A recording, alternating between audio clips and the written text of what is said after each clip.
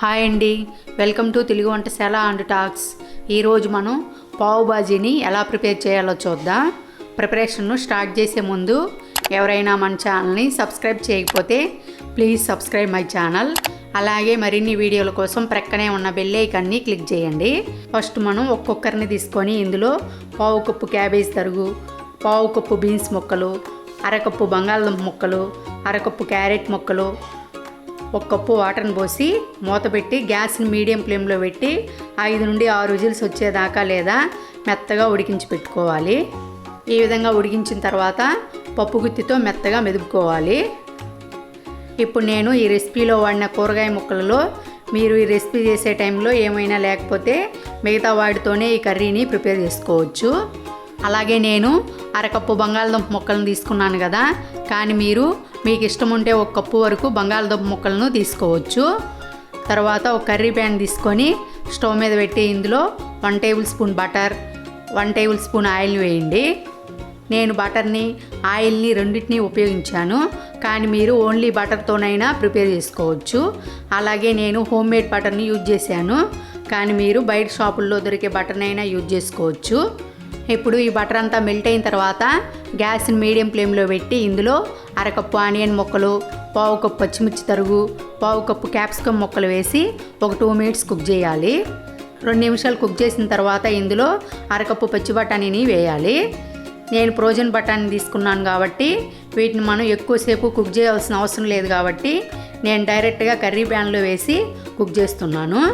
కానీ మీరు మనకు నార్మల్గా బయట మార్కెట్లో దొరికే పచ్చి బఠానీలు అయితే ఎంతోముందు మనం కూరగాయ ముక్కలను కుక్కర్లో వేసి ఉడికించాం కదా, వాటితో పాటు కుక్ చేస్తే సరిపోతుంది.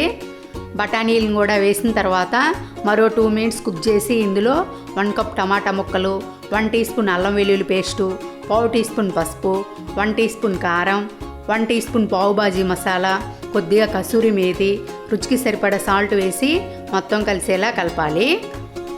ఈ పావ్ బాజీ మసాలా, కసూరి మేతి రెండు కూడా మనకు బయట మార్కెట్లో దొరుకుతున్నాయి కాబట్టి మనకి ఎప్పుడు కావాలంటే అప్పుడు మనం ఈ పావ్ బాజీని ఇంట్లోనే ఈజీగా ప్రిపేర్ చేసుకోవచ్చు. ఈ మసాలాలన్నింటినీ వేసిన తర్వాత ఒక 5 మినిట్స్ ఈ వెజిటబుల్స్ కొంచెం మెత్తబడేదాకా కుక్ చేయాలి.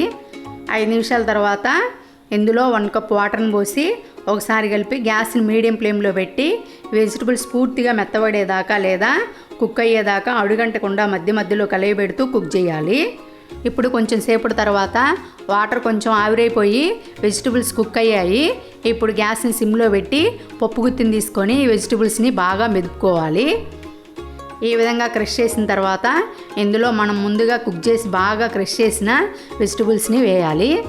క్రషింగ్ వెజిటబుల్స్ని వేసిన తర్వాత ఒకసారి కలిపి ఈ కర్రీ మునిగేదాకా లేదా ఒక గ్లాస్ వాటర్ని పోయాలి.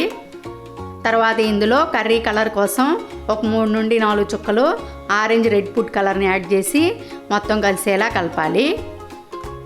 ఈ ఫుడ్ కలర్ అనేది పూర్తిగా ఆప్షనల్ అండి, మీకు ఇష్టం ఉంటే వేయండి లేకపోతే లేదు. ఇప్పుడు దీనికి మూత పెట్టి గ్యాస్ని మీడియం ఫ్లేమ్లో కానీ హై ఫ్లేమ్లో కానీ పెట్టి మధ్య మధ్యలో కలిగి పెడుతూ ఈ కర్రీ కొంచెం గ్రేవీ లాగా వచ్చేదాకా కుక్ చేయాలి. ఈ విధంగా గ్రేవీ లాగా వచ్చిన తర్వాత ఇప్పుడు గ్యాస్ని సిమ్లో పెట్టి ఇందులో కొంచెం కొత్తిమీర తరుగు వేసి ఒకసారి కలిపి స్టవ్ ఆఫ్ చేయాలి. ఇప్పుడు మనకు బాజీ రెడీ అయింది. ఇప్పుడు ఇందులో 1 టేబుల్ స్పూన్ బటర్ని వేసుకోవచ్చు, లేదా ఇలా మొత్తం బాజీలోకి కాకపోయినా డైరెక్ట్గా సర్వింగ్ ప్లేట్లోకైనా మనం బటర్ని వేసుకోవచ్చు. తర్వాత ఒక ప్యాన్ తీసుకొని స్టవ్ మీద పెట్టి ఇందులో 1 టేబుల్ స్పూన్ బటర్ని వేయాలి.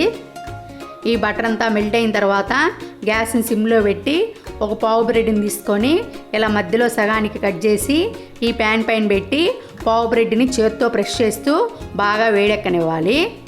ఈ విధంగా పావు బ్రెడ్ బాగా వేడెక్కి మధ్యలో గోల్డెన్ కలర్కి వచ్చిన తర్వాత ఒక ప్లేట్లోకి పెట్టాలి. ఇప్పుడు మనకు వేడివేడిగా పావ్ బాజీ రెడీ అయింది. దీన్ని మనం ఆనియన్స్, లెమన్ స్లైసెస్ కాంబినేషన్తో సర్వ్ చేసుకుంటే చాలా బాగుంటుంది. అలాగే దీన్ని మనం ఈవినింగ్ స్నాక్స్ లాగా నైట్ డిన్నర్గా కూడా సర్వ్ చేసుకోవచ్చు. చూశారు కదండి పావ్ బాజీని ఎలా ప్రిపేర్ చేయాలో. ఈ వీడియో కనుక మీకు నచ్చినట్లయితే లైక్ చేయండి, షేర్ చేయండి, సబ్స్క్రైబ్ చేయండి. అలాగే రెసిపీస్లో ఏమైనా సజెషన్స్ కానీ కొత్త రెసిపీస్కి ఏమైనా ఐడియాస్ కానీ ఇవ్వదలుచుకుంటే కింద కామెంట్ సెక్షన్లో కామెంట్ చేయగలరు. Thank you.